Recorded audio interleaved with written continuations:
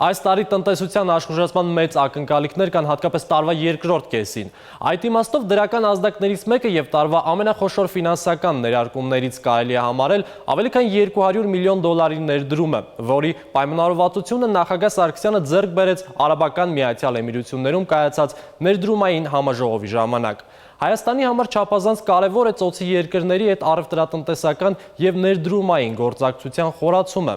Էմիրությունները կարող է լինել այն տնտեսական կամուրջը, որով Հայաստանը կարող է դուրս գալ ծոցի տարածաշրջան եւ հակառակը։ Այս համաժողովը, որին մասնակցում էր ավելի քան 300 մարդ, կարևոր էր նաեւ այդ պատճառով։ Ինչ արդյունքներ գրանցվեց համաժողովում, ներկայացնում է համաժողովին մասնակցած Շաքե Ղազարյանը։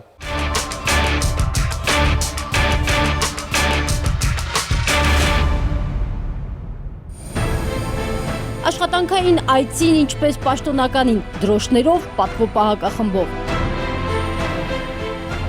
Նախագահի ծրագրում հենց օդակայանում առանձնազրույց էր նախատեսված Արաբական Միացյալ Էմիրությունների էկոնոմիկայի նախարարի հետ, բայց հենց շարժասանդուղքին սպասում էր նաև փոխվարչապետը։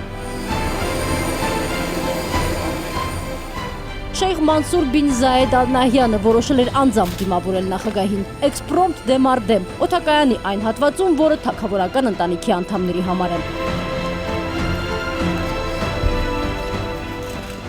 Թագավորական ընտանիքի անդամ երիտասարդ Շեյխ Մանսուրի հեղինակության մասին լեգենդներ են պտտվում, այնքան ազդեցիկ է, որ ԱՄՆ նախագահի հեռախոսահամարը նրա հեռախոսի մեջ ֆավորիտների ցուցակում է արաբական լրատվամիջոցների տվյալով։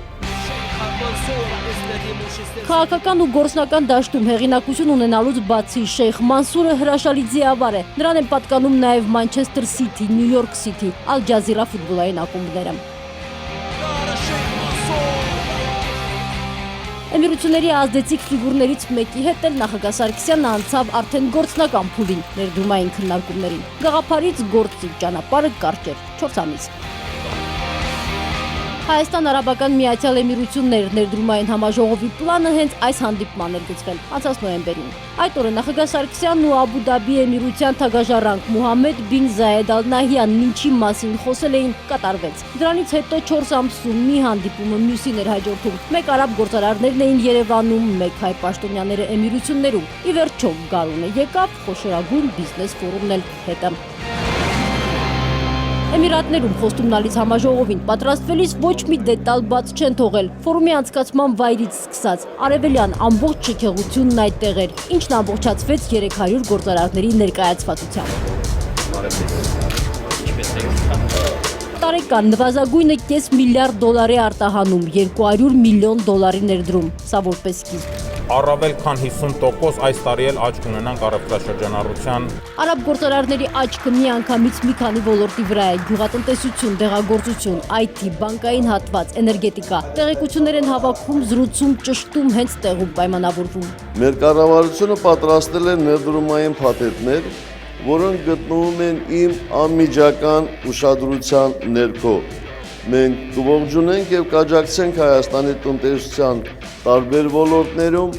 Միացյալ Էմիրությունների ներդրողներին։ Այս խոսքից հետո սրահում էներգետիկան վերջնականապես փոխվեց։ Նավթային պաշարներ ունեցող երկրի գործարարներին դեպի Հայաստան է ձգում այլ էներգիա, արևայինն ու այլընտրանքայինը։ Հայտնի ընկերության ներկայացուցիչը գրիչը վերցրեց ու ստորագրեց։ Ocean Holding-ը Էմիրություններում ամենախոշորն է գյուղատնտեսության, հանքարդյունաբերության, էներգետիկ ոլորտում։ Ստորագրում է մի հուշագրի տակ, ըստ որի 3 տարում 100 միլիոն դոլար կներդնի։ Ֆոտովոլտային կայաններ կկառուցի։ Փուլային սկզբունքով կառուցվեն մոտ 100-ից 120 մեգավատ արևային ֆոտովոլտային պանելներ, որոնք կարտադրեն մեր երկրի պահանջարկի մոտ 3-ից 4% էլեկտրաէներգիայի։ Ներդրողի սեղանին արդեն պատրաստի ծրագիր է։ Մի քանի անգամ Հայաստան են եկել տարածքներն ուսումնասիրել ու համաձայնել ամենաքիչը 20 տարով կապվել Հայաստանի հետ։ Ներդրումային ծրագիրը կսկսեն Գեղարքունիքի Գագարինից, կշարունակեն Արագածոտնում, Կոտայքում, Շիրակում։ Վերականգնվող էներգետիկայի եւս մեկ փաստաթուղթ է ստորագրվում բազմափուլ բանակցություններից հետո։ Մանրամասները կողմերն առայժմ չեն բացում։ Նախագահն Աբու Դաբիում նախատեսվածից մի քանի ժամ ավելի մնաց։ Սերժ Սարգսյանին հանդիպման հրավիրեց Շեյխ Մոհամմեդ բին Ռաշիդ Ալ Մաքթումը։ Նա միաժամանակ 4 պաշտոն ունի՝ Էմիրությունների փոխնախագահն է, վարչապետը, պաշտպանության նախարարն ու Դուբայի կառավարիչը։ Բարեփոխումների վրա կենտրոնացած ու կարևորագույն բիզնես նախագծերը վերահսկող փոխնախագահ վարչապետի հետ առանձնազրույցում պայմանավորվեցին լիակատար աջակցություն միմյանց, պայմանավորվածությունները կյանքի կոչելու համար։ Շեյխ Մոհամմեդ բին Ռաշիդ Ալ Մաքթումը նախագահ Սարգսյանին իր հեղինակած գիրքը նվիրեց։ Երջանկություն եւ լավատեսություն։ Շակե Ղազարյան, Post Factum։